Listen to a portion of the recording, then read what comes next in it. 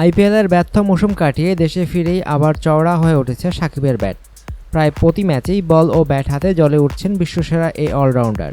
আজ সাভারে জিতলেই শিরোপা নিশ্চিত হয়ে যাবে রূপগঞ্জের।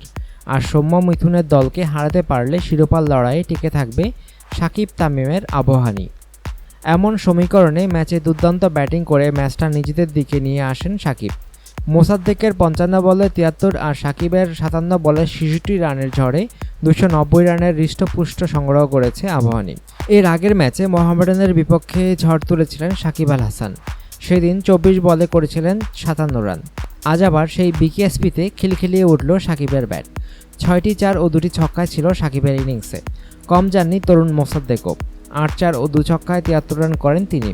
এর আগে অবশ্য তামিম লিটনের ব্যাটে ভালো সূচনা পেয়ে যায় আবাহনী। উদ্বোধনী জুটিতে তারা সংগ্রহ করেন ৭৬ রান। লিটন দাস করেন ৫১ রান, তামিম আউট হন ৩৩ রান করে। মোহামেডানের বিপক্ষে ৫ উইকেট নিয়েছিলেন সাকিব। আর এই ম্যাচে ৯ ওভারে ৫০ রান দিয়ে ২টি উইকেট সংগ্রহ করেন সাকিব আল হাসান। অনুগ্রহপূর্বক সংবাদটি শেয়ার করুন এবং খেলাধুলার সর্বশেষ খবর জানতে স্পোর্টস লাইট সাবস্ক্রাইব করে রাখুন। ধন্যবাদ।